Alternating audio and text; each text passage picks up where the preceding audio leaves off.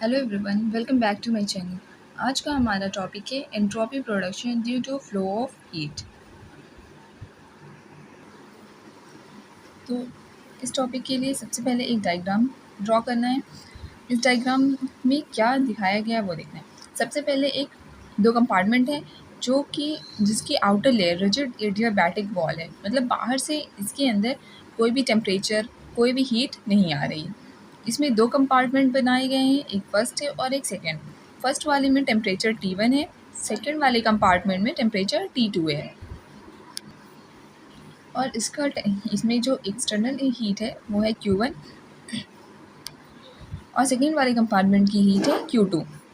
Internal इसमें दो compartment बनाए गए।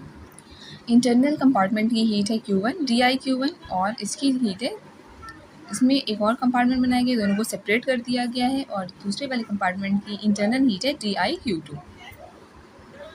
अब हमें इस कंपार्टमेंट के लिए टोटल एंट्रोपी अब जो भी ये डायग्राम ड्रॉ है इसी को सेंटेंस में लिखा गया है। Let us consider two compartment system, दो कंपार्टमेंट सिस्टम है as an equilibrium with heat reservoir. Heat reservoir at different temperature और दोनों कंपार्टमेंट के टेम्परेचर्स भी डिफरेंट है। इसका टेम्परेचर T1 है और इसका टेम्परेचर T2 है and two compartment are separated by rigid heat conducting wall और दोनों कंपार्टमेंट को रिजिड हीट वॉल से सेपरेट कर दिया गया है। अब हमें इस कंपार्टमेंट की टोटल एंट्रोपी बतानी है। एंट्रोपी को हम डिनोट करते हैं ऐसे, तो इसे लिखेंगे डेल्टा एस। टी इसके सफिक्स में लिख रहे हैं क्योंकि टी मतलब total. Delta S total is equal to delta S production plus delta S exchange. कितना प्रोड्यूस्ड हो रहा है, इसमें कितनी एंट्रोपी प्रोड्यूस हो रही है और कितनी एंट्रोपी एक्सचेंज हो रही है, दोनों की सम को कैलकुलेट करेंगे तो हमारे पास टोटल एंट्रोपी आएगी। तो सबसे पहले लिखेंगे delta S production plus delta S exchange.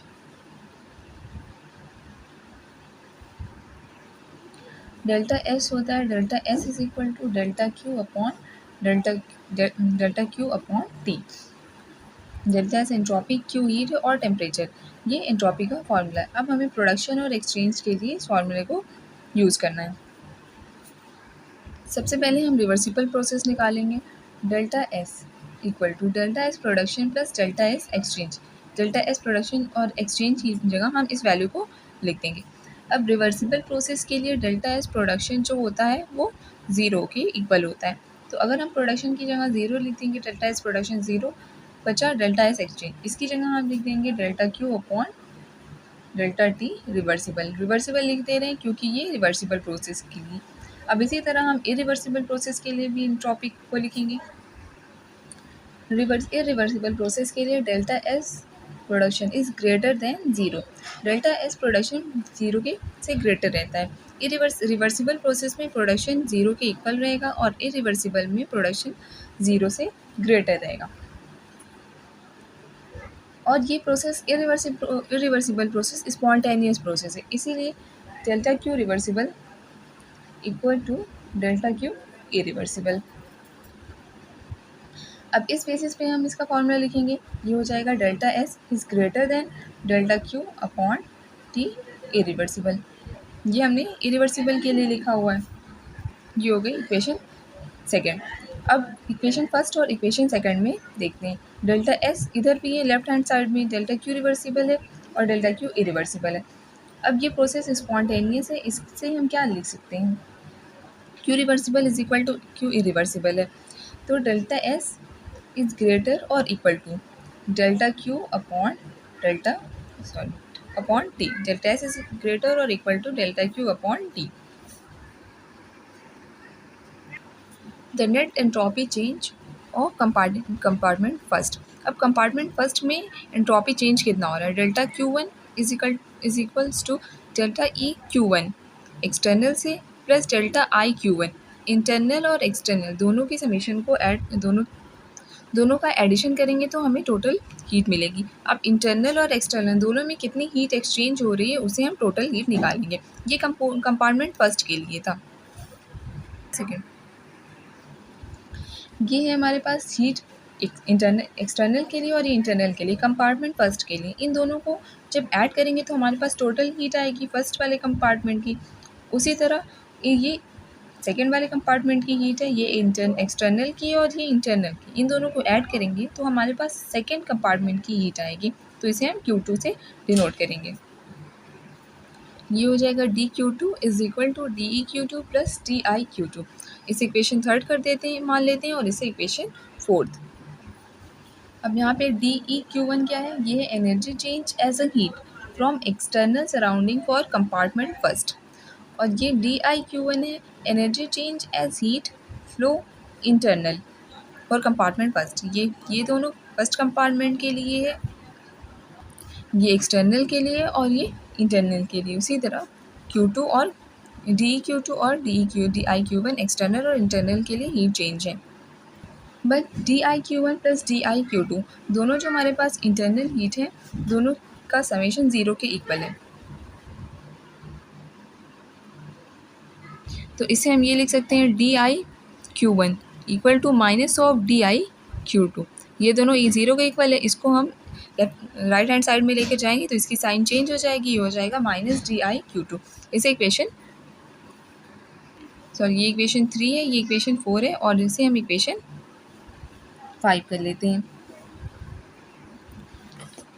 Next, अब हमारे दोनों कंपार्टमेंट इक्विलिब्रियम में है, तो इसके लिए एंट्रोपी क्या है, delta S is equal to delta Q upon T, जो हमारे पास एंट्रोपी है।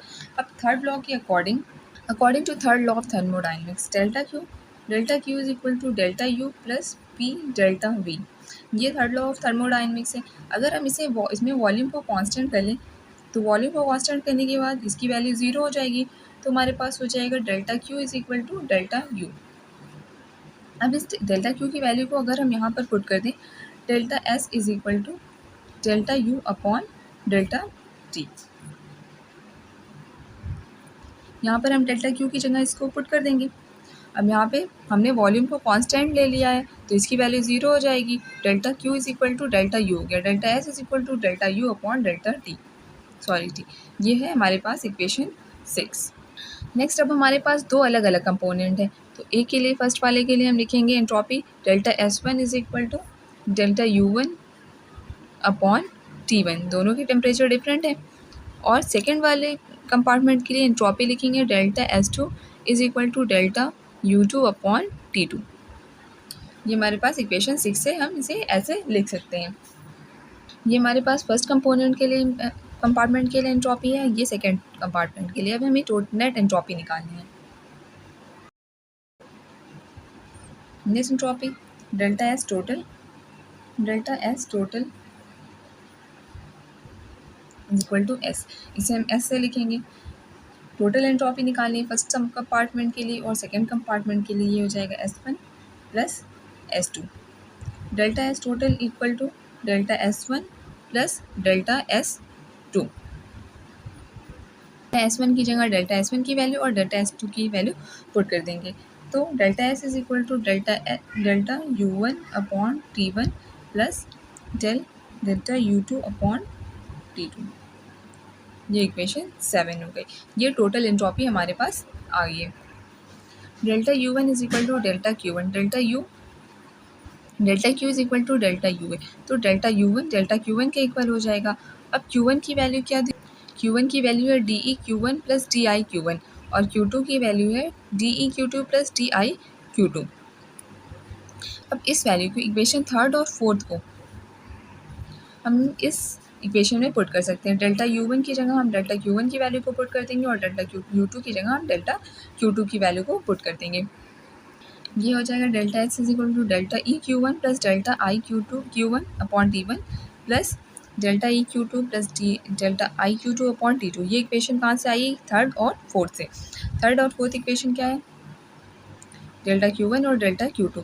डेल्टा Q जो है डेल्टा U के इक्वल है, तो इसकी जगह हम इस वैल्यू को पुट कर देंगे, तो हमारे पास एंट्रोपी Q के फॉर्म में ये आ जाएगी। इसे हम अलग करके लिखेंगे DEQ1 upon T1 plus DEQ2 upon T2 plus DIQ1 upon T1 plus DIQ2 upon T2। अब ये इक्वेशन है DIQ1 plus DIQ2 equal to 0। तो इस इक्वेशन से हमने क्या निकाला था, D I Q one is equal to minus of D I Q two. अब इस इक्वेशन, ये दोनों एक दूसरे के इक्वल है, तो इस दोनों में से एक टर्म में हम एक टर्म को रिप्लेस करके इस वैल्यू को पुट कर सकते हैं। तो अगर D I Q one upon T one plus D I Q two upon T two, D I Q two की जगह अगर हम लिख देंगे minus of D I Q one, तो दोनों इक्वेशन सेम रहेगी। तो यहाँ पे इस वैल्यू को पुट, ये हमारे पास इक्वेशन आ गई, सारी सेम रहेगी, सिर्फ D I Q one upon T one और plus D I Q two upon T two की जगह हम लिख देंगे minus D I Q one upon T two. अब यहाँ से हम D I Q one common निकाल लेंगे। नेक्स्ट स्टेप हो जाएगा delta S is equal to delta E Q one upon T one plus delta E Q two upon T two plus D I Q one, यहाँ से common निकल जाएगा, D I Q one हमारे पास bracket में यहाँ हो गया 1 upon T one, इधर माइनस है, 1 अपॉन टी टू। इस इक्वेशन को नेक्स्ट सिस्टम में हम लिख सकते हैं delta S is equal to delta E Q one upon T one plus delta E Q two upon T two plus D I Q one. इसको cross multiply कर देंगे, ये हो जाएगा T two minus T one, ये हो जाएगा T one into T to. LCM को सॉल्व करके लिख देंगे। ये है हमारे पास इक्वेशन 9। इक्वेशन 8, इस इक्वेशन में हमारे पास दो टर्म है, फर्स्ट टर्म ये है और सेकेंड टर्म ये है। तो इस इक्वेशन का first term delta E Q one upon T one plus delta E Q two upon T two, ये है हमारे पास डेल्टा एस एक्सचेंज, और ये D I Q one T two minus T one upon T one T two into T two, ये है हमारे पास डेल्टा एस प्रोडक्शन, और हमारे पास टोटल एंट्रोपी है डेल्टा एस। तो सबसे पहले हमने क्या लिखा था, डेल्टा एस टोटल एंट्रोपी क्या होती है, delta S exchange plus delta S production. तो हमारे पास एक्सचेंज और प्रोडक्शन का सम आ गया और टोटल एंट्रोपी, ये हमारी इक्वेशन। ये था हमारा पूरा derivation entropy production due to flow of heat. I hope this video is very useful for you. Thank you so much, and please do like, share and subscribe to my channel. Thank you.